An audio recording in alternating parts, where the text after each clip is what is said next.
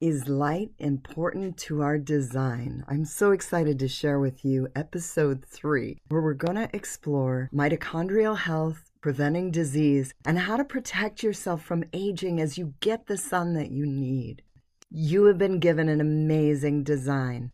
From a cut that heals automatically to a nursing mama whose body makes perfect milk for her baby without knowing the recipe, to our fabulous immune system that makes antibodies against the bad guys. Is it possible that studying our design could bring us a higher level of health? That once understood, this can help you live your healthiest, most vibrant life? We mentioned the pillars of health in the first episode, bacteria in the second. Today we'll go into detail on sunlight, its antibacterial properties, how a level of 40 to 90 nanograms per milliliter can reduce your chance of chronic disease, cancer, and autoimmune issues, lower blood pressure, boost the immune system, regulate circadian rhythms, keep your bones strong, and the most look forward to part, how to protect yourself from aging as you get the sun that you need.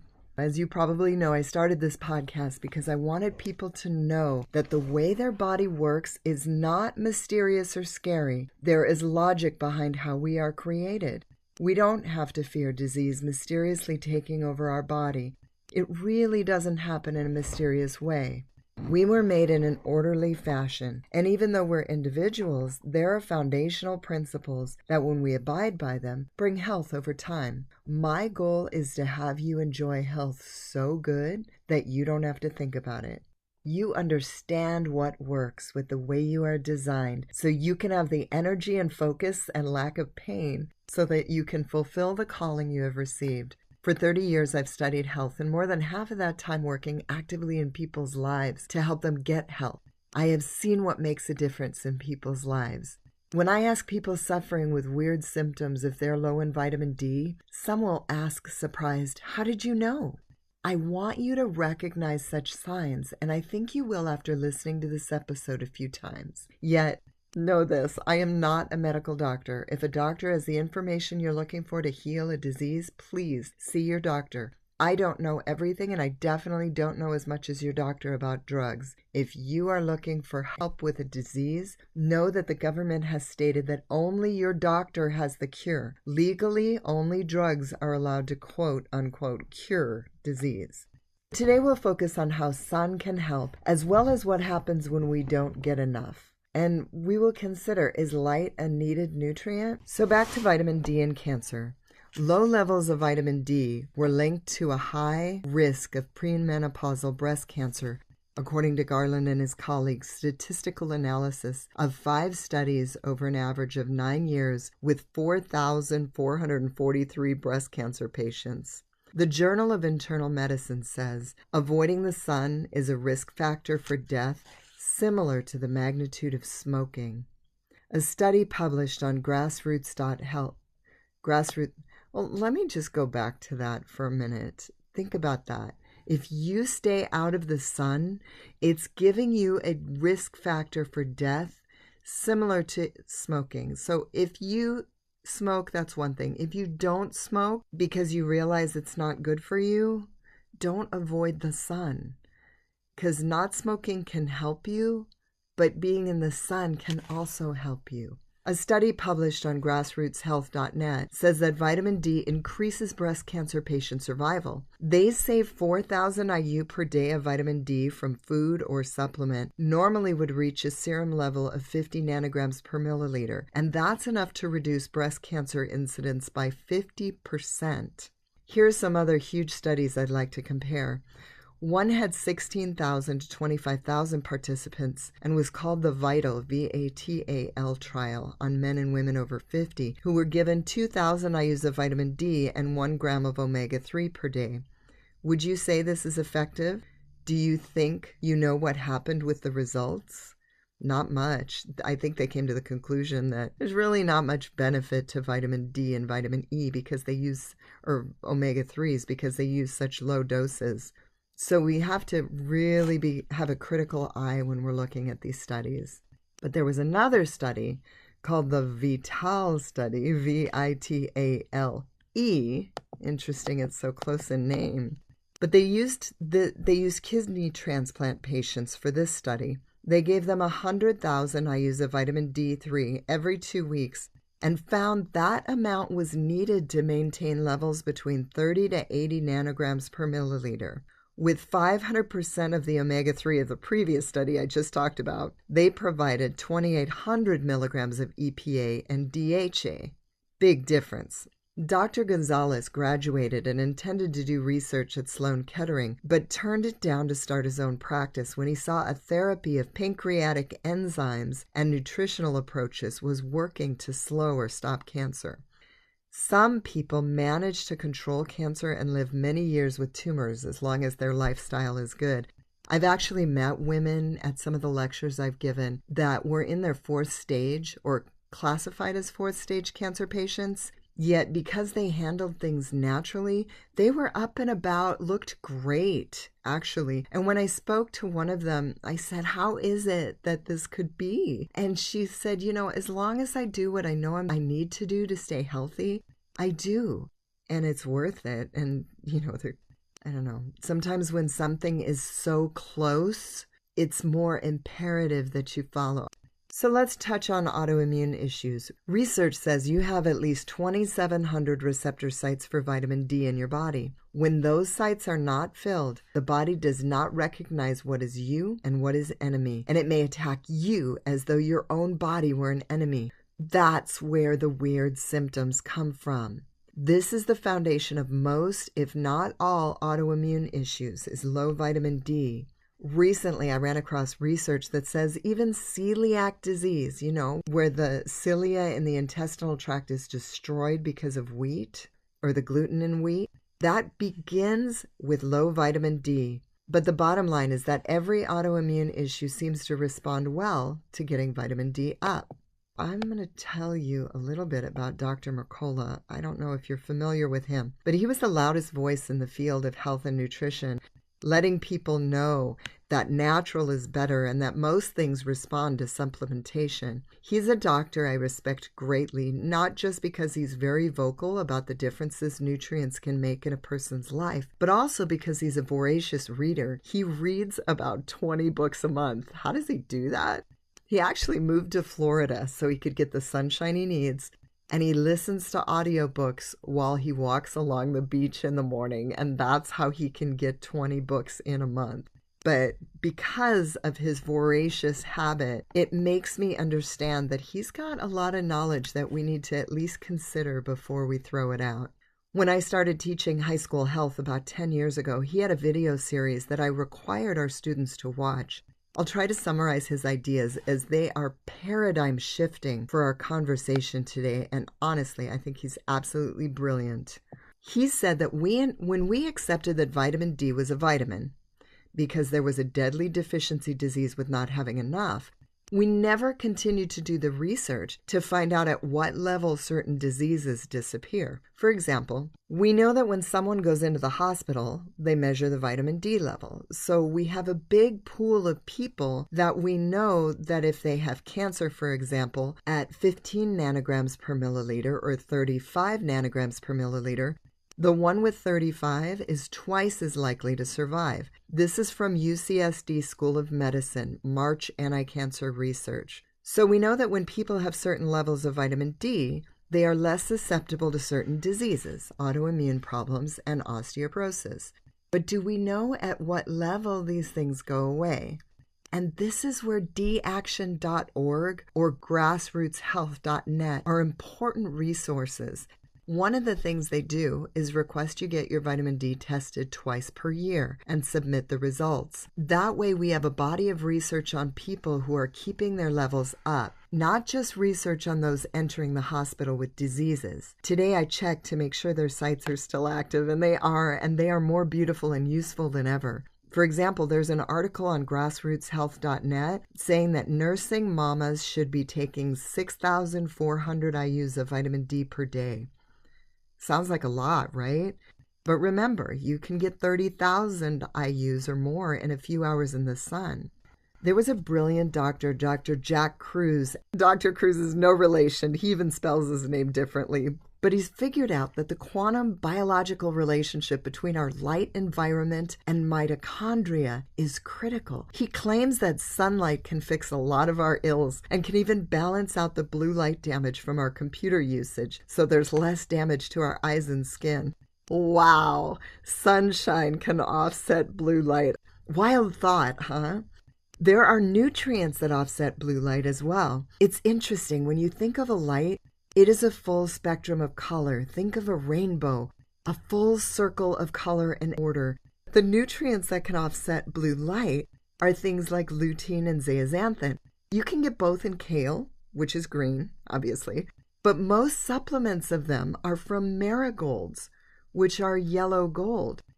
So Kruse's research says full spectrum light or sunshine can also give us the nutrients we need to offset the blue light from the computer.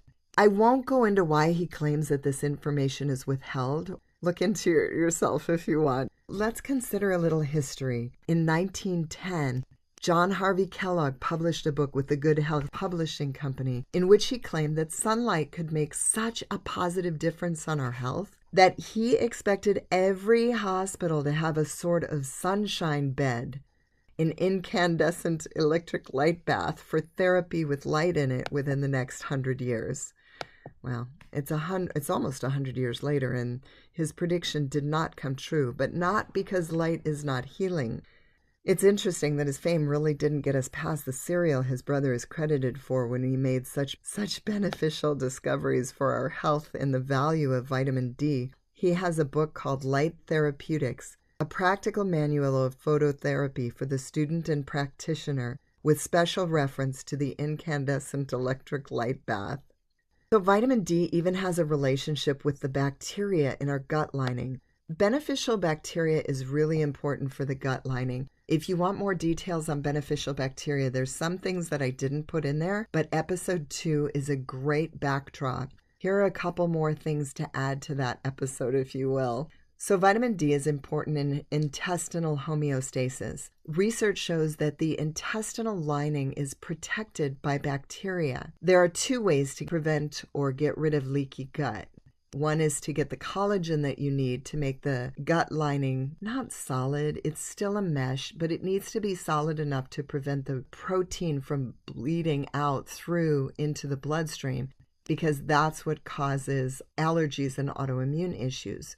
So collagen helps strengthen the gut lining. But another thing that's wild that strengthens the gut lining is beneficial bacteria. So I think of high-dose beneficial bacteria as something that can coat the intestinal lining and make it healthier and stronger. But this research on vitamin D gives you a little understanding as to why. Vitamin D is important to, and I quote, intestinal homeostasis, unquote.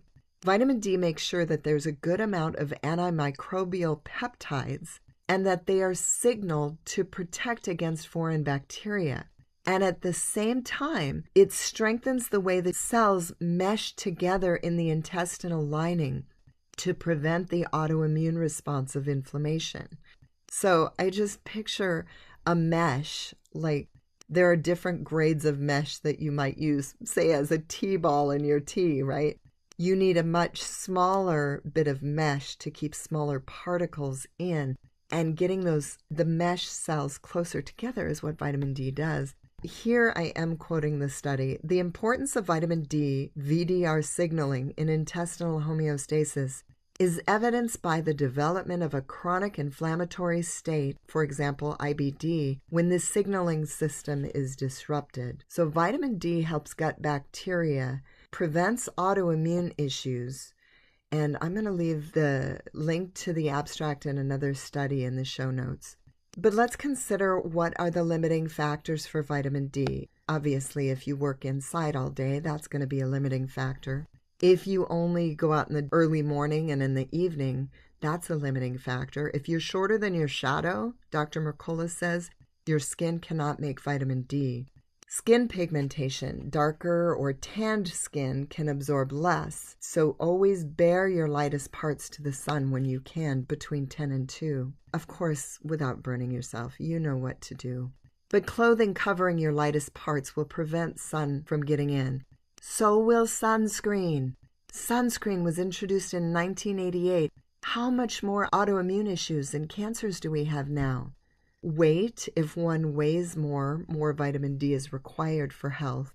Lack of stomach acid will prevent fat-soluble vitamins from being absorbed. Taking antacid drugs can also lead to such a prevention of vitamin D absorption. I have met women who have been on those antacid drugs. The label itself says don't take it more than 2 weeks. So I don't know if this gets them out of liability, but I've met people who've been on them for 17 years and then they come in with cancer. Missing gallbladder, that's another reason to be low in vitamin D. So now let's get to the protect yourself from aging as you get the sun you need part. We know that getting burned is bad. Did you know that there are natural ways to prevent burning that do not cause cancer? What about UV ray damage? Have you ever been told to wear sunscreen? Where did this idea come from? The idea that putting chemicals on our skin and baking them on is somehow good for us. This mantra has been parroted so much we teach it to our children and we slather it on. But is it true?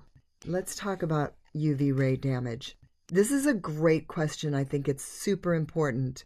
You know, I understand that there are babies out there with super fair skin, and they just need to get slow exposure to the sun.